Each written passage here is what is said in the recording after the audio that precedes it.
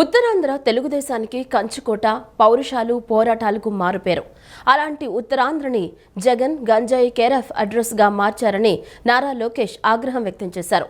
ఇచ్చాపురం రాజావారి గ్రౌండ్స్లో జరిగిన శంఖారావం సభలో జగన్పై లోకేష్ ఘాటు వ్యాఖ్యలు చేశారు. ఇచ్చాపురం రాజావారి గ్రౌండ్స్లో జరిగిన ప్రారంభ సభలో నారా లోకేష్ జగన్పై ఘాటు వ్యాఖ్యలు చేశారు.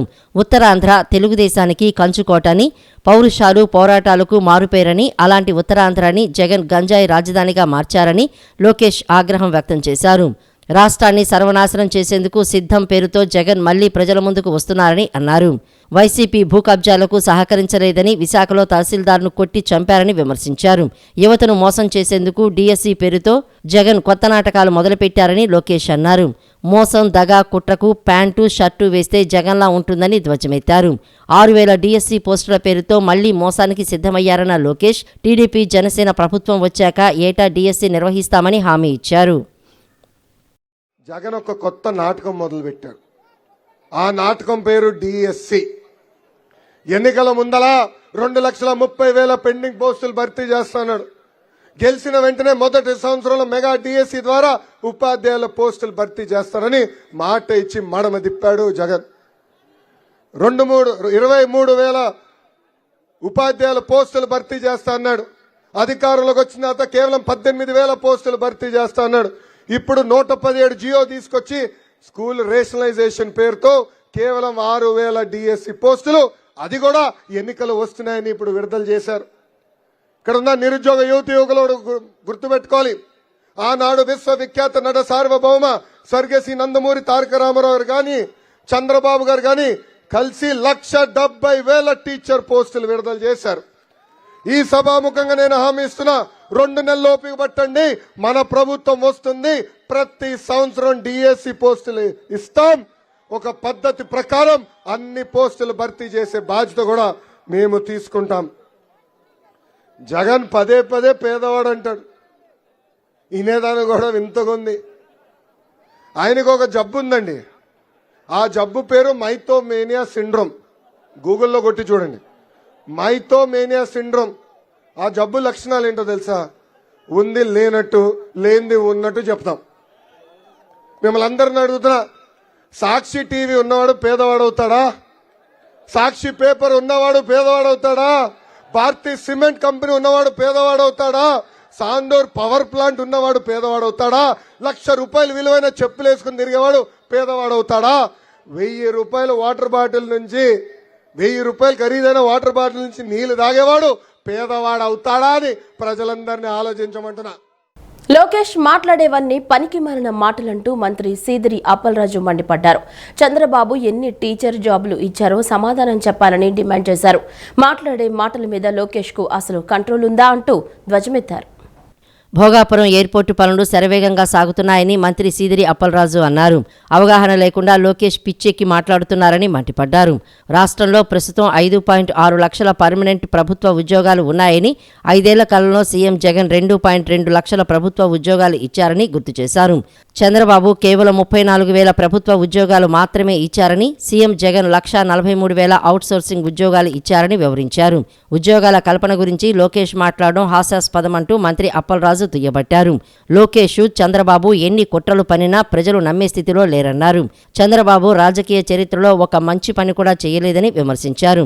మీకు మంచి జరిగితేనే ఓటు వేయండనే దమ్మున్న నాయకుడు సీఎం జగన్. అలా అడిగే దమ్ము చంద్రబాబు, లోకేష్కు ఉందా అని సవాల్ చేశారు. లోకేష్ చేసేవన్నీ దొంగ పాదయాత్రలు. ఉత్తరాంధ్రకు టీడీపీ చేసిన ఒక్క మంచి పని అయినా ఉందా అంటూ సీదిరి అప్పలరాజు నిలదీశారు. ఈరోజు బుడగట్లపాలెం దగ్గర ఫిషింగ్ హార్బర్ కట్టించుకుంటా ఉన్నాం. రాబోయే రోజుల్లో ఈ జిల్లా ప్రతి మత్స్యకారుడు కూడా ఈ ప్రాంతంలోనే వేట చేసుకునేటటువంటి అవకాశం. నాట్ ఓన్లీ బుడగట్లపాలెం, నువ్వులరాయి మంచిలపేట దగ్గర ఇచ్చినటువంటి ఎఫ్ఎల్సీ పనులు కావాలని ఆపినాం. మేము హార్బర్ కట్టిస్తా ఉన్నాం, హార్బర్గా మార్పు చేస్తున్నాం. కాబట్టి ఖచ్చితంగా హార్బర్ నిర్మాణం జరుగుతుంది. అక్కడ రాసుకోను. ఇక్కడే ఉద్యోగ ఉపాధి అవకాశాలు కల్పించాలని మూలపేట దగ్గర పోర్టు నిర్మిస్తాను. నీకు దమ్ముంటేనే వేలి చూడు. మీ నాన్న 14 సంవత్సరాల హయాంలో 3 సార్లు ముఖ్యమంత్రిగా పరిపాలించిన సమయంలో ఈ ఎంటైర్ 980 కిలోమీటర్ల తీర ప్రాంతంలో ఎక్కడైనా ఒక హార్బర్ కానీ, ఒక పోర్టు కానీ, శంకుస్థాపన కానీ, ప్రారంభం కానీ చేశాడా మీ నాన్న? దమ్ముంటే నువ్వు చెప్పు. నువ్వు మాట్లాడేస్తావు. నువ్వేమో ఎక్స్ మినిస్టర్, నువ్వు ఎలాగైపోయి నువ్వు మంత్రి. నువ్వు ఎక్కడ నువ్వు గెలిచావు నువ్వు మంత్రి అయిపోవడానికి? నీకున్న అర్హత నువ్వు మంత్రిగా పనిచేయడానికి. చంద్రబాబు మంత్రి అయిపోతావు నువ్వు? ఏంటిది నాకు అర్థం కాదు. ఏమి ఈ ఆంధ్రప్రదేశ్ మీ బాబు జాగీర్ అనుకుంటున్నావా? ఈ ఆంధ్రప్రదేశ్ ప్రజలు చంద్రబాబు బాధితులు అనుకుంటా ఉన్నావా? ఏపీలో కాంగ్రెస్ ను గెలిపిస్తే రాష్ట్రానికి ప్రత్యేక హోదా వస్తుందని, రాజధాని కూడా వస్తుందని వైఎస్ షర్మిల వ్యాఖ్యానించారు. జగన్ పాలనలో వ్యవసాయం పరిస్థితి దారుణంగా ఉందని, అప్పు లేని రైతు ఒక్కరూ లేరన్నారు. డబ్బు లేని కారణంగా చదువు ఆగిపోకూడదని, మెడిసిన్, ఇంజనీరింగ్, ఎంబీఏ, ఎంసీఏ ఏది చదివినా ఉచితంగా చదివించారని, కానీ జగన్ పాలనలో ఫీజు రియంబర్స్మెంట్ రావటం లేదని ఆరోపించారు. ఏపీకి ప్రత్యేక హోదా రాని కారణంగా ఎంతో నష్టపోయామని, లేకపోతే వేల ఉద్యోగాలు వచ్చేవని రాష్ట్ర కాంగ్రెస్ అధ్యక్షురాలు వైఎస్ షర్మిల అన్నారు. తన సోదరుడు ఏపీ సీఎం వైఎస్ జగన్ ఓ నియంత అని, త్వరలోనే గద్దె దింపుతానంటూ నగరిలో మాట్లాడుతూ షర్మిల సంచలన వ్యాఖ్యలు చేశారు. మొన్న తెలంగాణలో నియంత కేసీఆర్ను గద్దె దింపారని, త్వరలో ఏపీలో నియంతను గద్దె దింపడమే తన లక్ష్యమన్నారు. వైఎస్ఆర్ ఆశయాలు అని అన్న ఎన్నో చెప్పారు, ఒక్క ఛాన్స్ అని అడిగారు. కానీ వైఎస్ జగన్మోహన్ రెడ్డి సీఎం అయితే ఒక్కసారి కూడా ప్రత్యేక హోదా కోసం ఉద్యమం చేయలేదని విమర్శించారు. వైఎస్ రాజశేఖర రెడ్డికి సీఎం జగన్కు నక్కకు నాగలోకానికి ఉన్నంత వ్యత్యాసం ఉందన్నారు. వైఎస్ఆర్ హయాంలో రైతులకు సంక్షేమం, వారికి ఇన్పుట్ సబ్సిడీ, విత్తనాల మీద, డ్రిప్ మీద సబ్సిడీ ఇచ్చి వ్యవసాయం పండుగ చేశారు. నేడు వ్యవసాయం దండగా అనేది జగన్ పాలన అని, రాష్ట్రంలో అప్పుల్లేని రైతు ఒక్కరు కూడా లేరని వైసీపీ పాలనను నిలదీశారు. ప్రత్యేక హోదా 10 సంవత్సరాలు వచ్చుంటే ఈ పాటికి ఎన్నో వేల కొద్ది పరిశ్రమలు వచ్చిండు. ఆ వేల కొద్ది పరిశ్రమలతో మన బిడ్డలకు లక్షలలో ఉద్యోగాలు వచ్చిండు. కానీ ఒక్కసారైనా ప్రతిపక్ష నాయకుడు గాని, అటు పాలక పక్షం గాని ఒక్కసారైనా ఒక్క నిజమైన ఉద్యమమేనా మన ప్రత్యేక హోదా గురించి చేశారా? ఆ రోజు కాంగ్రెస్ పార్టీ 5 సంవత్సరాలు ప్రత్యేక హోదా అంటే, బీజేపీ పార్టీ లేదు మేము అధికారంలోకి వస్తే 10 సంవత్సరాలు ప్రత్యేక హోదా ఇస్తామన్నారు. అన్నారా లేదా? ఆ రోజు చంద్రబాబు గారు 15 సంవత్సరాలు కావాలి అన్నాడు. ప్రత్యేక హోదా కోసమే బీజేపీతో పొత్తు పెట్టుకుంటున్నానన్నాడు. తీరా ముఖ్యమంత్రి అయ్యాడు, పొత్తు పెట్టుకున్నాడు. బీజేపీ మంత్రివర్గంలో వీళ్ళు కేబినెట్ ర్యాంక్ మినిస్టర్లు కూడా తీసుకున్నారు. కానీ ప్రత్యేక హోదా ఏమైంది అంటే మళ్ళీ ఒక్కసారి కూడా ప్రత్యేక హోదా గురించి మాట్లాడలేదు. మాట్లాడకపోగా ప్రత్యేక హోదా గురించి మాట్లాడిన వాళ్ళ మీద కేసులు పెట్టారు, జైళ్లు పెట్టారు. ఆ రోజు ప్రతిపక్ష నాయకుడు జగనన్న గారు, ప్రతిపక్ష నాయకుడిగా ఆ రోజు జగనన్న గారు నిరాహార దీక్షలు చేశారు. ఎంతగానో కొట్లాడాడు ప్రత్యేక హోదా ఏమైంది అని. ఆ రోజు జగనన్న గారు ప్రతిపక్ష నాయకుడిగా రండి మూకుమ్మడి రాజీనామాలు చేస్తాము అన్నాడు. మూకుమ్మడి రాజీనామాలు, ఎంపీలందరూ రాజీనామాలు చేస్తే మనకు ప్రత్యేక హోదా ఎందుకు రాదో చూద్దాము అన్నాడు. తీరా ఎన్నికలు వచ్చాయి, జగనన్న గారు ముఖ్యమంత్రి అయ్యారు. జగనన్న గారు ముఖ్యమంత్రి అయినాక మళ్ళా ఒక్కసారైనా ప్రత్యేక హోదా గురించి ఒక్క నిజమైన ఉద్యమమైనా చేశాడా?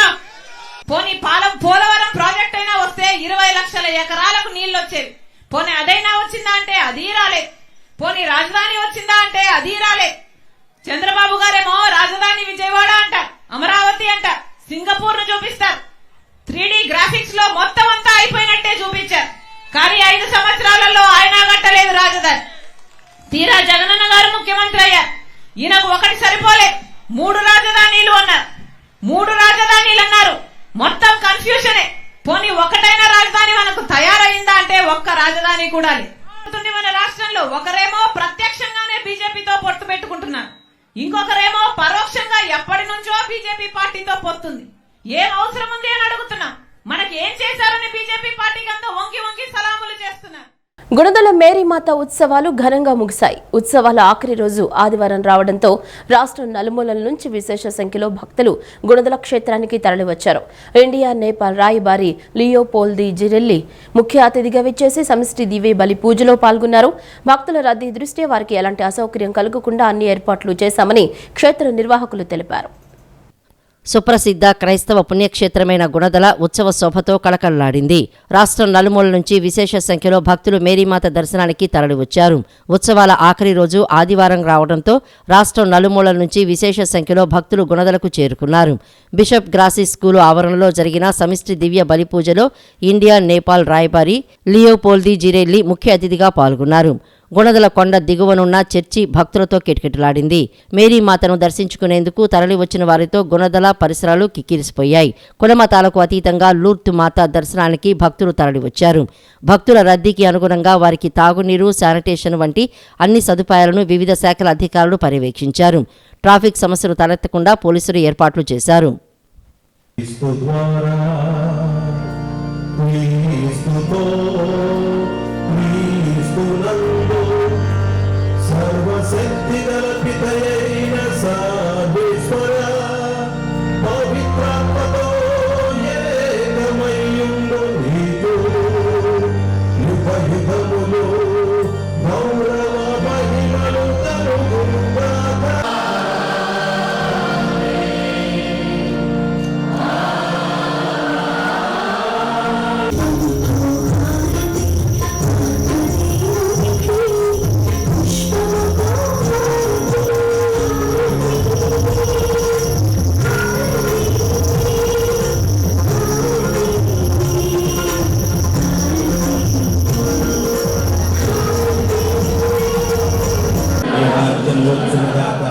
నీ చిత్తము పరలోకమందు నెరవేరినట్లు భూలోకమందు నెరవేరునుగాక. నానాటికి కావలసిన మా అన్నము మాకు నీటిగా అనుగ్రహింపు. మా యొక్క అప్పుపడిన వారిని మేము మన్నించినట్లు మా అప్పులను నీవు మన్నింపుము. మమ్ము శోధన యందు ప్రవేశింపనివ్వక కీడులో నుండి. Visiting your beautiful land here in Andhra Pradesh, I thought that maybe Adam and Eve were Telugu people. మీ ఆంధ్రప్రదేశ్ చాలా సుందరంగా ఉంది. నేను అనుకున్నాను ఆదాము ఏవో ఇక్కడే ఉన్నారేమో అనుకున్నానంటున్నాను. దేవుడు గాలం ఏమో సృష్టించి ఇక్కడ వేశారేమో అని అటువంటి భావన వచ్చింది అంటున్నారు. గుంటూరు నగర ప్రజల ఆరోగ్య పరిస్థితిపై వైద్య ఆరోగ్య శాఖ మంత్రి విడుదల రజని సమీక్షా సమావేశం నిర్వహించారు. నగరంలో ఏర్పడిన పరిస్థితులను దృష్టిలో ఉంచుకుని అధికారులు పనిచేస్తున్నట్లు ఆమె వివరించారు. నీటి కాలుష్యం, నగర ప్రజల కోసం ప్రత్యేకంగా హెల్ప్ లైన్ ఏర్పాటు చేసినట్లు ప్రకటించారు. సహాయం కోసం 8341396104 నంబర్లో సంప్రదించాలని మంత్రి సూచించారు. గుంటూరులో కలుషిత తాగునీరు తాగి ఓ మహిళ మరణించిన విషయం తెలిసిందే. అయితే నగరంలోని ప్రజల ఆరోగ్య పరిస్థితులపై వైద్య ఆరోగ్య శాఖ మంత్రి విడుదల రజని తాజాగా సమీక్షించారు. బాధితులకు సరైన వైద్యం అందించాలని ఆమె ఆదేశించారు. నగరంలోని ప్రజలకు ప్రత్యేకంగా హెల్ప్ లైన్ ఏర్పాటు చేసినట్లు మంత్రి వెల్లడించారు. గుంటూరులో కలుషిత నీరు తాగి ప్రజల ఆరోగ్యం క్షీణించడంపై, ప్రస్తుత ఆరోగ్య పరిస్థితులపై వైద్య ఆరోగ్య శాఖ మంత్రి విడుదల రజని అధికారులతో సమీక్ష నిర్వహించారు. జిల్లా కలెక్టర్ కార్యాలయంలో కలెక్టర్, మేయర్, కమిషనర్, నగరపాలక సంస్థ అధికారులతో సమీక్షించారు. ఆసుపత్రిలో చేరిన బాధితులకు మెరుగైన వైద్యం అందించాలని ఆమె అధికారులను ఆదేశించారు. మొత్తం 41 మంది డయేరియా అనుమానిత లక్షణాలతో బాధపడుతున్నట్లు మంత్రి రజని వివరించారు. వారందరూ గుంటూరు ప్రభుత్వ సమగ్ర ఆసుపత్రికి చికిత్స కోసం వచ్చారని తెలిపారు. అనారోగ్యానికి గురైన వారిలో 8 మంది గుంటూరు నగరానికి చెందినవారు కాదని మంత్రి వివరించారు. వారు గురజాల, మేడికొండూరు, పేరేచెర్ల, సిరిపురం ఇలా వివిధ ప్రాంతాలకు చెందినవారని తెలియజేశారు. ఆహార, నీటి నమూనాలను పరీక్షల నిమిత్తం ప్రయోగశాలకు పంపించామన్నారు. డయేరియా అనుమానిత కేసులు తాకిడి ఉన్న శారదానగర్ కాలనీలో ప్రత్యేకంగా వైద్య సేవలు అందిస్తున్నామని మంత్రి వివరించారు. ఈ రకమైనటువంటి కారణాలతో మన హాస్పిటల్ని ఆశ్రయించారు. ముఖ్యంగా సిటీకి సంబంధించిన వాళ్ళు, ఇతర ప్రాంతాలకు సంబంధించిన వాళ్ళు అందరికీ కూడా చక్కటి వైద్య సేవల్ని మనం అందిస్తున్నాము. అండ్ అలాగే ఈ ఉన్నటువంటి వాళ్ళలో ఇప్పటికే కూడా 7 మంది డిశ్చార్జ్ అవ్వడం జరిగింది. కావాల్సినటువంటి వైద్య సేవలు ఎక్కడ కూడా వాళ్ళకు ఇమీడియట్గా రాగానే ఒక మంచి వైద్య సేవల్ని అందిస్తూ ఉన్నాము. అండ్ ఈ డిశ్చార్జ్ అయిన వాళ్ళు కాకుండా కూడా about to be discharge already treatment పొందుతూ మరి కొంచెం ఈ పూట కొంచెం బెటర్ అయ్యి ఈవినింగ్కి డిశ్చార్జ్ అవ్వాల్సినటువంటి వాళ్ళు కొంతమంది ఉన్నారు. అలాగే రేపు పొద్దుటికే మళ్ళీ డిశ్చార్జ్ అయిన వాళ్ళు కూడా కొంతమంది ఉన్నారు. అంటే ఈ ఏదైతే వాళ్ళకు ఒక సిమ్టమ్స్ అనిపిస్తున్నాయో వాళ్ళు రాగానే ఇమీడియట్ కేర్ ఇవ్వగానే వాళ్ళు బెటర్ అవ్వటము అండ్ వాళ్ళు కొంచెం కాన్ఫిడెంట్గా ఫీల్ అయిన వెంబటే మరి డాక్టర్ల రికమెండేషన్తో మనం డిశ్చార్జ్ కూడా చేస్తున్నాం.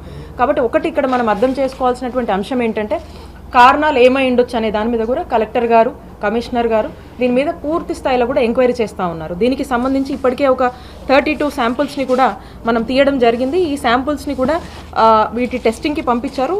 Mostly we're expecting reports soon.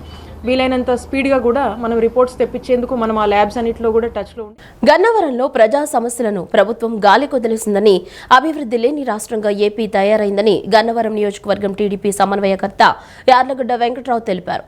అంధకారంలో ఉన్న రాష్ట్ర భవిష్యత్తు మారాలంటే టీడీపీ అధికారంలోకి రావాలని, చంద్రబాబు ముఖ్యమంత్రి కావాలని ప్రజలందరూ కోరుకుంటున్నారన్నారు. రాష్ట్రంలో ఎప్పుడు ఎన్నికలొచ్చినా టీడీపీ జనసేన గెలుపు ఖాయమని ధీమా వ్యక్తం చేశారు. గన్నవరం నియోజకవర్గం టీడీపీ సమన్వయకర్త యార్లగడ్డ వెంకట్రావు కృష్ణా జిల్లా నిడమానూరు గ్రామంలో బాబు ష్యూరిటీ భవిష్యత్తు గ్యారంటీ కార్యక్రమం నిర్వహించారు. కార్యక్రమానికి వచ్చిన యార్లగడ్డకు నిడమానూరు గ్రామ టీడీపీ కమిటీ సభ్యులు, పార్టీ శ్రేణులు ఘనస్వాగతం పలికారు. గ్రామ కమిటీ సభ్యులు, మహిళా కమిటీ సభ్యులు పార్టీ శ్రేణులు పరిచయం చేసుకున్నారు. అనంతరం పార్టీ శ్రేణులతో సమావేశమై రాబోయే ఎన్నికల్లో టీడీపీ జనసేన గెలుపునకు అందరూ సమిష్టిగా కృషి చేద్దామని సూచించారు. అనంతరం గ్రామంలో పాదయాత్రగా వెళ్లారు. ఈ సందర్భంగా యార్లగడ్డ వెంకట్రావు మాట్లాడుతూ జగన్ పాలనలో రాష్ట్రం అంధకారంగా మారిందని అన్నారు. అంధకారంలో ఉన్న రాష్ట్ర భవిష్యత్తు మారాలంటే టీడీపీ అధికారంలోకి రావాలని చెప్పారు. జగన్ ఎమ్మెల్యేలను మార్చితే గెలిచేస్తారా అని ప్రశ్నించారు. జగన్ ఎన్నికలకు సిద్ధం అంటున్నారు. తాము సిద్ధమేనని పేర్కొన్నారు. ఏపీకి పరిశ్రమలు రావాలన్నా, ఉద్యోగాలు రావాలన్నా చంద్రబాబే రావాలని పేర్కొన్నారు. రాష్ట్రానికి జగన్ కావాలా, చంద్రబాబు కావాలా అని కార్యకర్తలు ప్రజల్లోకి తీసుకువెళ్లాలని సూచించారు. కేడీసీసీ చైర్మన్గా జగన్మోహన్ రెడ్డి తనకు బాధ్యతలు అప్పగిస్తే బ్యాంకును అన్ని విధాలా అభివృద్ధి చేస్తే జగన్ తొలగించారని అన్నారు. గన్నవరంలో టీడీపీ గెలవడం ఖాయమని, తమ ప్రత్యర్థి ఎవరనేది జగనే నిర్ణయించాలన్నారు. ఎట్టి పరిస్థితుల్లో ఈ రాష్ట్ర దశ దిశ మారాలన్నా, అంధకారం అయిపోయిన ఈ రాష్ట్ర భవిష్యత్తు కాపాడాలన్నా వరస్ట్గా ఉన్న రోడ్లు గన్నవరం నియోజకవర్గం ఇక్కడ ఆవరపూడి రింగ్ నుంచి హనుమాన్ జంక్షన్ వరకు హైవే మీద వెళ్ళేవాళ్ళు చూసేవాళ్ళకి సర్వాంగ సుందరంగా కనపడుతుంది. శ్రీకాకుళం వెళ్ళేవాళ్ళకి, విజయనగరం, వైజాగ్ వెళ్ళేవాళ్ళకి. కానీ పక్కకి వెళ్తే గ్రామాల్లో రోడ్ల పరిస్థితి, హైవేకి రెండు పక్కల ఉన్న రోడ్ల పరిస్థితి అధ్వానంగా ఉన్న పరిస్థితి. ఈ రోడ్లు బాగుపడాలన్నా, పరిశ్రమలు రావాలన్నా, ఐటీ తేవాలన్నా అనుభవకుడైన చంద్రబాబు నాయుడు ముఖ్యమంత్రి అయితేనే ఈ రాష్ట్ర భవిష్యత్తు ముందుకెళ్తుందని ప్రతి ఆంధ్రుడు భావిస్తున్న పరిస్థితి. రాబోయే కాలంలో తెలుగుదేశం పార్టీ నాయకులు, కార్యకర్తలు కూడా ప్రో జగన్, యాంటీ జగన్ అనే కాన్సెప్ట్ కాకుండా జగన్మోహన్ రెడ్డి గారు కావాలా ఈ రాష్ట్రానికి ముఖ్యమంత్రిగా, చంద్రబాబు నాయుడు గారు కావాలా అనే దిశగా ప్రజల్లోకి తీసుకెళ్లాల్సిన అవసరం ఉందని నేను భావిస్తున్నా. అలాగే గన్నవరం నియోజకవర్గంలో 9 సార్లు ఎన్నికలు జరిగితే 6 సార్లు తెలుగుదేశం పార్టీ, 2 సార్లు ఇండిపెండెంట్లు, ఒక్కసారి కాంగ్రెస్ గెలిచిన పరిస్థితి. ఆ 2 ఇండిపెండెంట్లు గెలిచినప్పుడు కూడా తెలుగుదేశం రేపులో కాంగ్రెస్ రేపులో కాంగ్రెస్నే చంపేశారు. కాంగ్రెస్ డిపాజిట్ కోల్పోయింది. 2009 డీలిమిటేషన్ జరిగిన తర్వాత 3 సార్లు ఎన్నికలు జరిగితే 3 సార్లు తెలుగుదేశం పార్టీ గెలిచిన సీట్లు.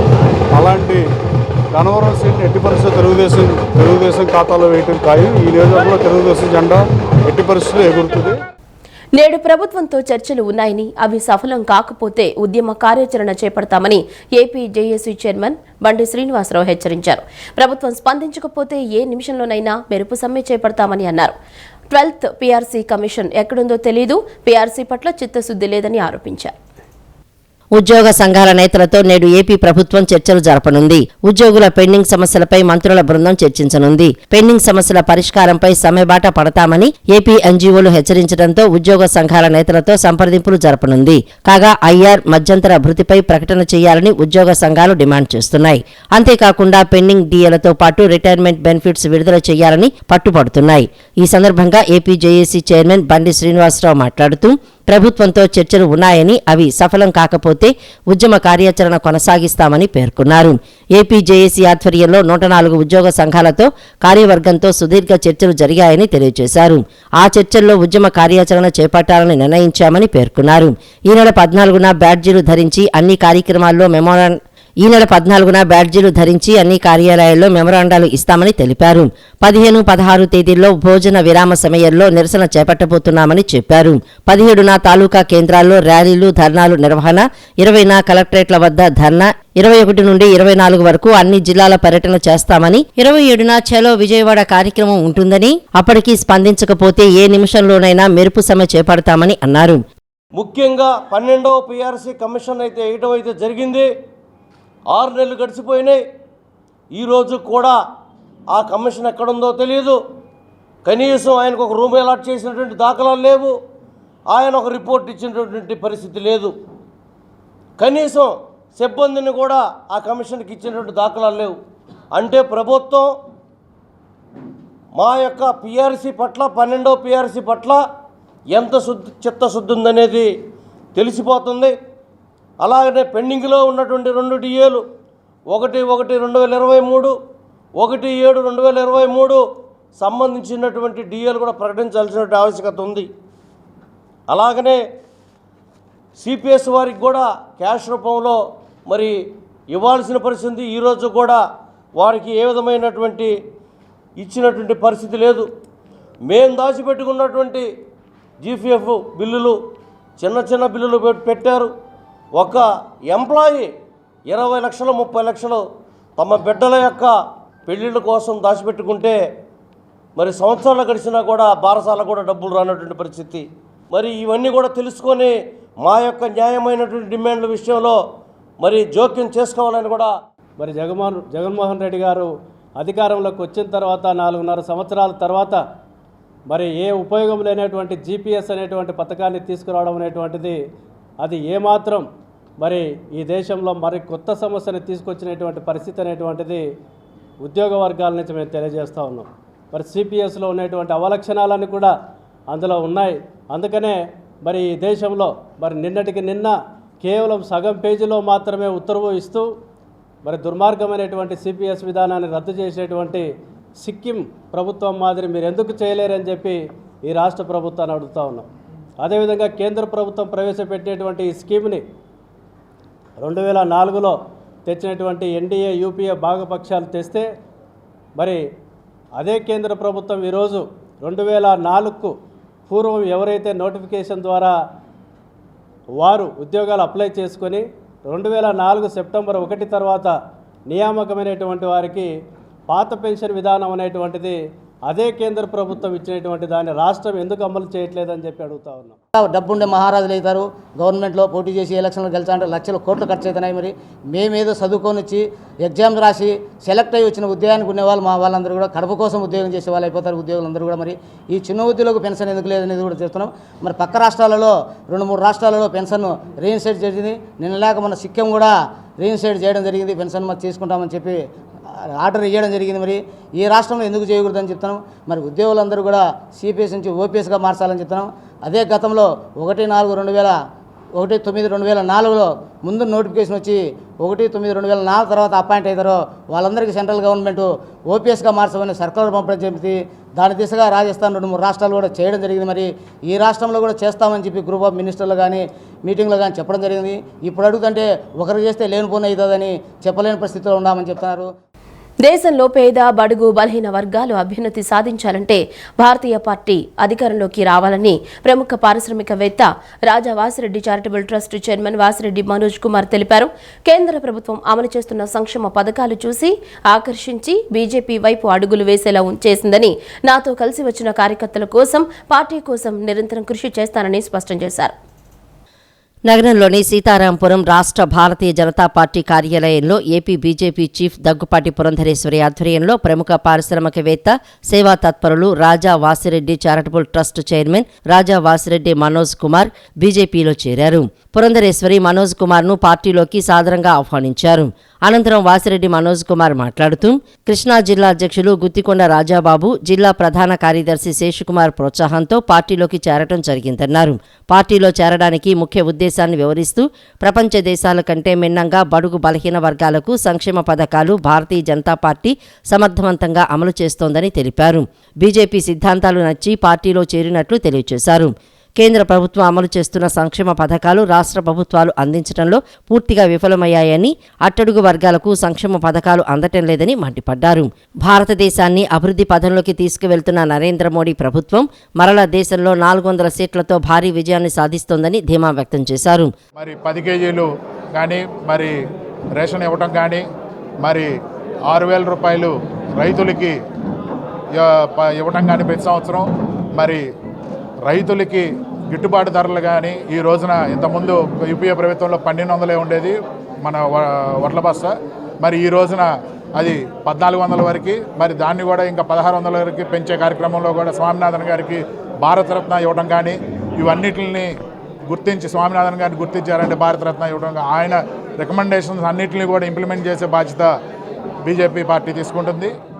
పొత్తులు టికెట్ కేటాయింపుల విషయంలో టీడీపీ నేత బుద్దా వెంకన్న ఆసక్తికర కామెంట్లు చేశారు. అనకాపల్లి పార్లమెంట్ లేదా విజయవాడ పశ్చిమలో రెండిట్లో ఓ సీటు తనకు ఇస్తారని, తాను పోటీ చేస్తానని తెలిపారు. తనకు టికెట్ ఇవ్వకపోతే చంద్రబాబుపై ప్రేమ పోరాటం చేస్తానని చెప్పారు. నా నాలుక కోసుకుంటాను కానీ చంద్రబాబుని ఎప్పుడూ విమర్శించనన్నారు. మాజీ ఎమ్మెల్సీ బుద్దా వెంకన్న ఆసక్తికర వ్యాఖ్యలు చేశారు. నిన్న విజయవాడలో ఆయన మీడియాతో మాట్లాడుతూ వచ్చే ఎన్నికల్లో తనకు టీడీపీ టికెట్ ఇవ్వదని కొందరు ప్రచారం చేస్తున్నారని, కానీ తనను పక్కన పెట్టే ఆలోచన అధినేత చంద్రబాబుకు లేదని అన్నారు. ఒకవేళ తనకు టికెట్ ఇవ్వకపోతే చంద్రబాబుపై ప్రేమ పోరాటం చేస్తానని ఇంట్రెస్టింగ్ కామెంట్స్ చేశారు. నాలుకైనా కోసుకుంటా కానీ టికెట్ ఇవ్వలేదని చంద్రబాబును విమర్శించనని స్పష్టం చేశారు. వచ్చే ఎన్నికల్లో అనకాపల్లి పార్లమెంటు లేదా విజయవాడ వెస్ట్ నియోజకవర్గం నుండి పోటీ చేస్తానని బుద్దా క్లారిటీ ఇచ్చారు. చంద్రబాబు ఢిల్లీ పర్యటనతో సీఎం జగన్కు ఓటమి భయం మొదలైందని ఎద్దేవా చేశారు.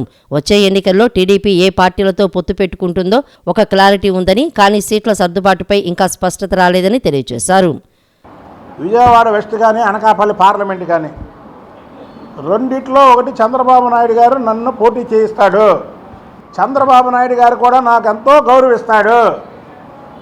నన్ను పక్కన పెట్టే ఆలోచన చంద్రబాబు నాయుడు గారు చేయరు. ఎందుకంటే లోకేష్ బాబు గారి భవిష్యత్తు ఇంకా 30 సంవత్సరాలు ఉంది.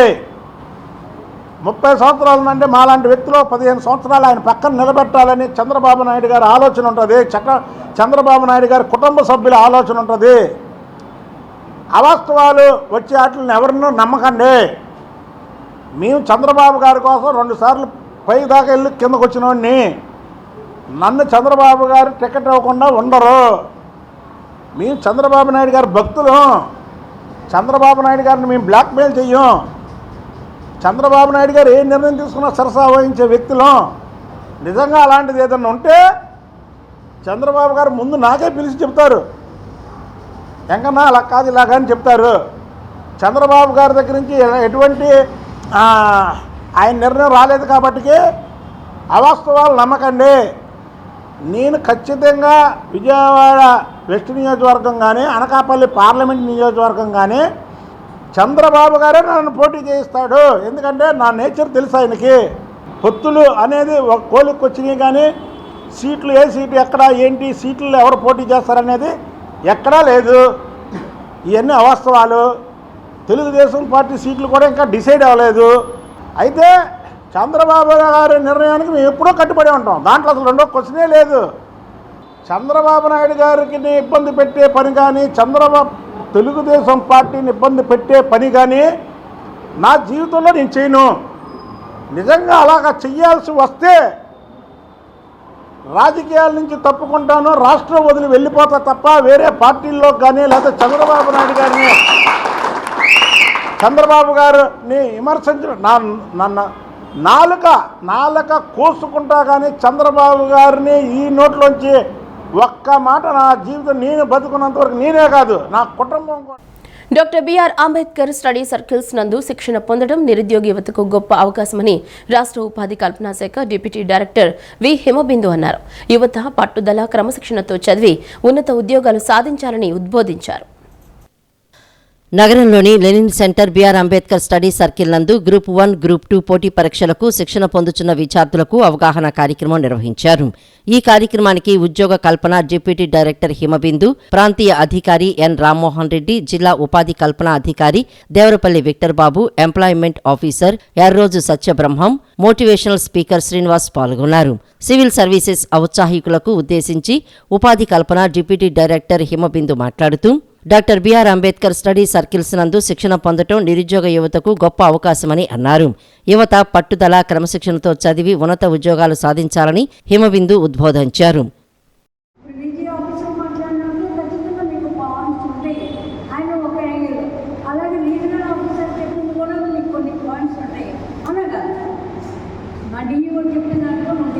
అవన్నీ గుర్తుంటాయి, అవి ఉండవు కదా.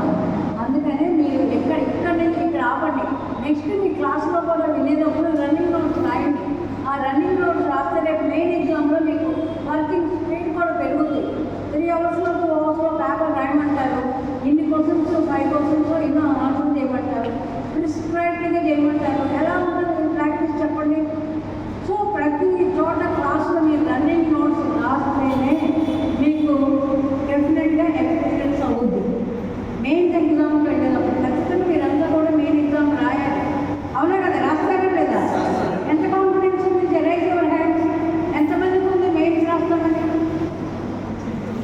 మీకు లేదా అసలు?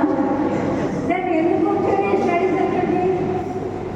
మనం వచ్చామంటే గెలవాలంతే. మీరు ఈరోజు ఇక్కడ కూర్చున్నారంటే ఎప్పుడు ఇనాగ్రేట్ చేస్తారు తెలుసా? ప్రత్యేక హోదా విభజన సాధన సమితి విశాఖ ఉక్కు కర్మాగారం ప్రైవేటీకరణ చేయకుండా కేంద్ర ప్రభుత్వం చర్యలు తీసుకోవాలని సమితి రాష్ట్ర అధ్యక్షులు పోతుల బాలకోటయ్య డిమాండ్ చేశారు. ఆంధ్రప్రదేశ్ రాష్ట్ర అభివృద్ధి కోసం పనిచేయని పార్టీలకు ప్రజలు ఓటు ద్వారా గట్టి సమాధానం చెప్పాలని డిమాండ్ చేశారు. నగరంలోని గాంధీనగర్లో అమరావతి బహుజన ఆత్మగౌరవ సమితి రాష్ట్ర అధ్యక్షులు పోతుల బాలకోటయ్య మీడియా సమావేశాన్ని నిర్వహించారు. బాలకోటయ్య మీడియాతో మాట్లాడుతూ అమరావతి బహుజన ఐక్య కార్యాచరణ సమితి, ప్రత్యేక హోదా విభజన సాధన సమితి, విశాఖ ఉక్కు కర్మాగారం పరిరక్షణ నాయకులు అంతా ఢిల్లీ వెళ్లామని తెలిపారు.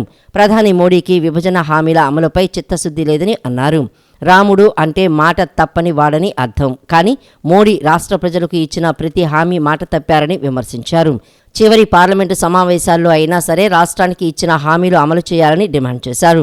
కోడి కత్తి శ్రీనివాస్ విడుదల కోసం బహుజన నాయకులు అంతా కలిసి ఉద్యమం చేశామన్నారు. జగన్మోహన్ రెడ్డి కోడి కత్తి సీనును జైల్లో పెట్టి ఆనందించారన్నారు. రాష్ట్రంలో దళితులపై జరిగిన దాడులపై నేటి వరకు విచారణ లేదన్నారు. యాత్ర 2 దర్శకుడికి 20 ఎకరాలు ప్రజాధనాన్ని దోచిపెడుతున్నారని బాలకోటయ్య ధ్వజమెత్తారు. విభజన హామీల విషయంలో మాట తప్పాడు, ప్రజా రాజధాని అమరావతి విషయంలో మాట తప్పాడు. అన్నీ మాట తప్పడం తప్ప మడం తప్పడం తప్ప ఆయన చేసినైతే ఏమీ లేదు. కానీ అలా గట్టిగా మేము అనరాదు, వేరొకరు వినరాదు. భారతీయ జనతా పార్టీని కనుక ఏమన్నా అన్నామనుకో ఓ చాంతాడంత చదివేస్తారు హనుమాన్ చాలీసాలాగా. ఆంధ్రప్రదేశ్కి 1000 కోట్ల రూపాయలు ఇచ్చామంటారు. ఎవరిని కనిపించినా సరే 1000 కోట్ల రూపాయలు ఇచ్చామని చెప్పి మాట్లాడతారు. మోడీ గారిని ఏమీ అనకూడదు, అమిత్ షా గారిని ఏమి అనకూడదు. మీకు ఒక విషయం తెలుసో లేదో, నాకు ఢిల్లీలో తెలిసిన రహస్యం ఏంటంటే మోడీ గారు ముఖ్యమంత్రులు కానీ నాయకులు కానీ పగలే కలుస్తున్నారంట, రాత్రులు కలవడంట. అమిత్ షా గారు రాత్రుల్లో కలుస్తున్నారంట, పగలు కలవడంట. మీరు గమనించారో లేదో, చంద్రబాబు నాయుడు గారిని కూడా 11 తర్వాతే కలిశాడు, జగన్మోహన్ రెడ్డి గారిని కూడా 11 తర్వాతే కలిశాడు. మరి ఏంటో మరి ఆ చిత్ర విన్యాసాలు. కాబట్టి ఎప్పటికైనా విభజన గాయాలు సరిపి 10 ఏళ్ళు అవుతున్న సందర్భంగా కేంద్ర ప్రభుత్వం, ముఖ్యంగా ప్రధాని నరేంద్ర మోడీ గారు ఆంధ్రప్రదేశ్కి ఇచ్చిన వరాల్లో ఒక్కటైనా అమలు జరపండి. ప్రముఖ పారిశ్రామికవేత్త బీవీఎస్ఎస్ కుమార్ అలియాస్ బొల్లిశెట్టి కుమార్ ఆయన స్నేహితులు 40 మంది కలిసి రాష్ట్ర బీజేపీ అధ్యక్షురాలు దగ్గుపాటి పురంధేశ్వరి సమక్షంలో కాషాయ కండువా కప్పుకున్నారు. కేంద్రంలో భారతీయ జనతా పార్టీ ప్రభుత్వం అమలు చేస్తున్న సంక్షేమ పథకాలు, కరోనా క్లిష్ట సమయంలో ప్రజలకు అండగా నిలబడిన తీరు, 10 ఏళ్ల పాటు ఎలాంటి అవినీతి లేకుండా ప్రధానమంత్రి నరేంద్ర మోదీ అందించిన సుపరిపాలనకు ఆకర్షితులై ప్రజాసేవ చేసేందుకు బీజేపీలో చేరినట్లు బీవీఎస్ఎస్ కుమార్ తెలిపారు. పార్టీ ఆదేశించే కార్యక్రమాలను 100% అమలు చేసేందుకు సాయశక్తుల కృషి చేస్తానని వెల్లడించారు. భారతీయ జనతా పార్టీలో చేరడం జరిగింది. మేము ఏ పార్టీలోనూ సభ్యులం కాదు. కేవలం భారతీయ జనతా పార్టీ యొక్క పథకాలు ఆకర్షితులు అయ్యి గత 10 సంవత్సరాల నుంచి అవినీతి లేకుండా జరుగుతున్న దేశాన్ని కరోనా టైంలో కానీ యుద్ధం టైంలో కానీ మోడీ గారు రక్షించడం వల్ల మేము మా వంతు ప్రజాసేవ చేద్దామనేసి ఈ విజయవాడ నగరంలో మేము జాయిన్ అవ్వడం జరిగింది. పార్టీ ఇచ్చే అన్ని కార్యక్రమాలకి 100% విజయం మా వంతు కర్తవ్యం మేము నిర్వర్తిస్తామని అంకిత భావంతో కృషి చేస్తూ వినూత్న విధానాలను అవలంబించడం ద్వారా వ్యాపారంలో ఉన్నత శిఖరాలను అధిరోహించవచ్చని మాజీ గవర్నర్ డాక్టర్ కిరణ్ బేడి ఉద్బోధించారు. బీఎన్ఐ విజయవాడ చాప్టర్ ఆధ్వర్యంలో నగరంలోని ఎస్ఎస్ కన్వెన్షన్లో ఏపీ నెట్వర్కింగ్ కాన్క్లేవ్ నిర్వహించారు. ఈ సదస్సులో వివిధ రంగాలకు చెందిన ప్రముఖులతో పాటు 1500 మంది వాణిజ్య ప్రతినిధులు పాల్గొన్నారు. వ్యాపారాన్ని విజయవంతంగా నిర్వహించడం, అవకాశాలను సృష్టించుకోవటం, వ్యాపార విస్తరణ తదితర అంశాల గురించి నిర్వహించిన కార్యక్రమాల్లో ప్రతినిధులు పాల్గొన్నారు. Full marks to you for having spread yourself so well. So I would say, take care of your health and remain honest in all that you do. Because honesty, morality, ethics, truth, trustworthiness will bring you health. And health alone will bring you wealth. Wealth will not bring you health. Health will bring you wealth. So earn with joy and great spiritual health. Gratitude for spiritual health also means gratitude in giving.